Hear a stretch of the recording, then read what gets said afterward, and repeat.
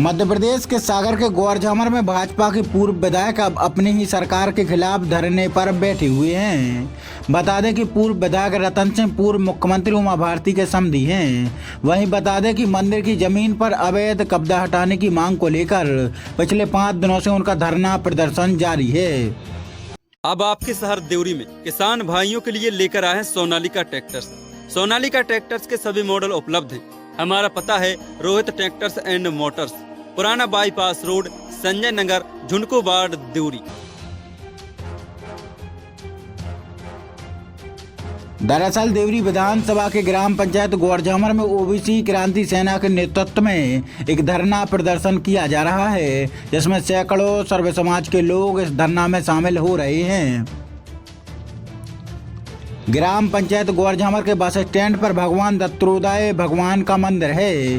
मंदिर के बाजू से लोधी समाज की जमीन लगी हुई है।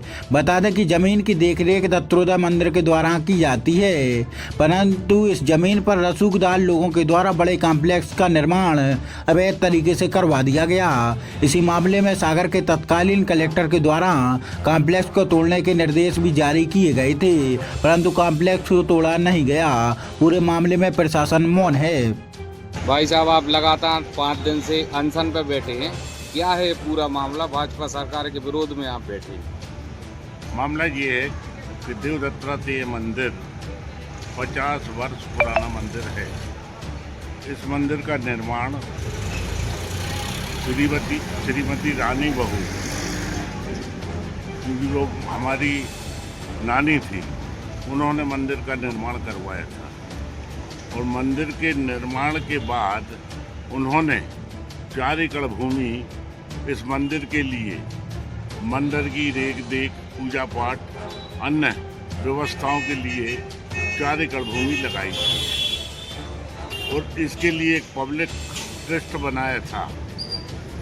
किंतु कुछ ट्रस्टी खत्म होने पर केवल 2 ट्रस्टी बची और उनके हाथ में, एक व्यक्ति के हाथ में 40 साल से पूरा प्रबंधन देव दत्तात्रेय मंदिर का रहा।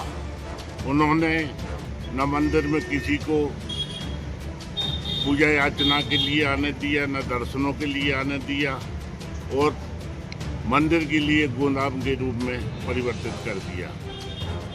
और जबकि रानी बहू का मूल उद्देश्य मंदिर में पूजा पाठ हो, धार्मिक उत्सव हो, इसके लिए मंदिर का निर्माण कराया था, किंतु उनकी इच्छा की पूर्ति नहीं हो सकी।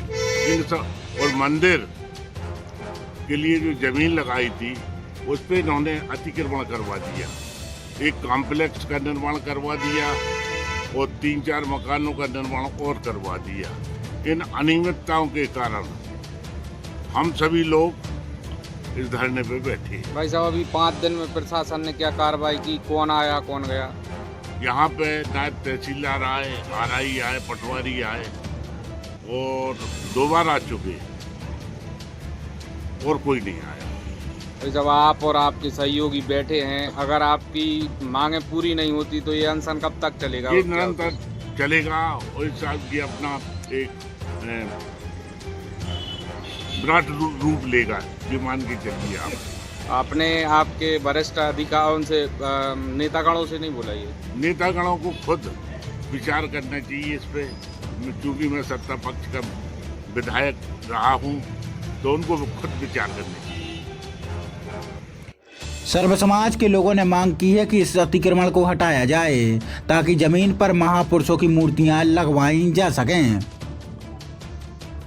इसके साथ ही बता दें कि धरने में शामिल लोगों ने यह भी मांग की है कि भारत के समस्त मंदिरों में ओबीसी, एससी, एसटी को जनसंख्या अनुपात में ट्रस्टी और पुजारी बनाया जाए ताकि समाज की जमीनों की रक्षा की जा सके, उनका सदुपयोग समाज हित में किया जा सके। यह धरना 5 दिनों से लगातार जारी है।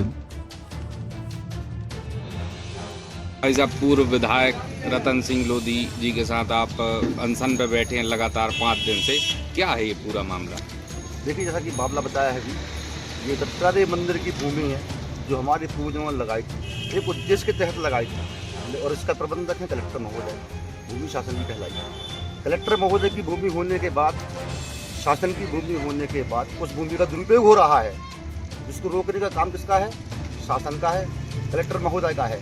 वो कहीं ना कहीं कमजोर पड़ गए हैं राजनीति के चक्कर में, जो कोई कार्रवाई नहीं कर पा रहे हैं। इसीलिए हम लोग यहाँ धरने पर बैठे हैं, उस मंच के माध्यम से शासन को जगा रहे हैं कि अपनी खुद की जमीन तो कम से कम बचा लो, फिर किसी आम आदमी की जमीनों की रक्षा करना। जब सरकार खुद की जमीन नहीं बचा पा रही है तो आप सोचिए कि एक आम आदमी की जमीन कैसे बचेगी।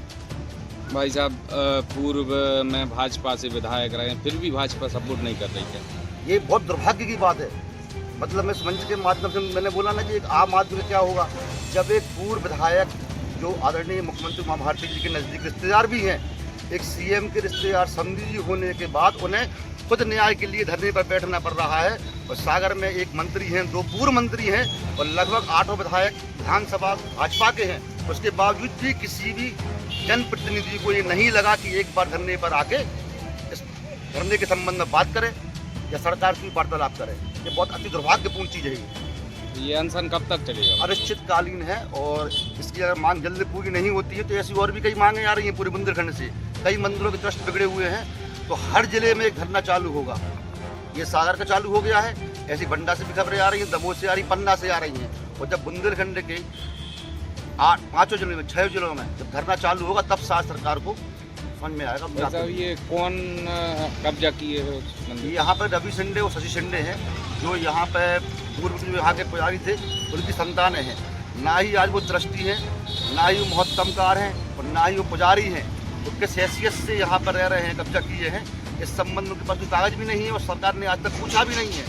बल्कि हम लोग ये बाकायदा कलेक्टर साहब के यहाँ पर दे चुके हैं आवेदन, बिल्डिंग तोड़ने का भी आदेश हो चुका है। उसके बावजूद डबल बेंच का आदेश भी हाई कोर्ट का, उसके बावजूद भी आदेश की कंप्लाइंस नहीं हो रही, आदेश का पालन नहीं हो रहा है। क्या नाम लिखते हैं भाई साहब? हम लिखते हैं एडवोकेट देवेंद्र सिंह, राष्ट्रीय अध्यक्ष ओबीसी क्रांति सेना। बालाजी मोटर्स देवरी से मनपसंद होंडा गाड़ी लीजिए और शुरुआत कीजिए अपने नए सफर की। आज ही बालाजी मोटर्स से आकर अपनी मनपसंद गाड़ी ले जाइए कम से कम कीमत और फाइनेंस सुविधा के साथ। हमारा पता है सेंट्रल बैंक के बाजू में, रामघाट तिराहा, देवरी।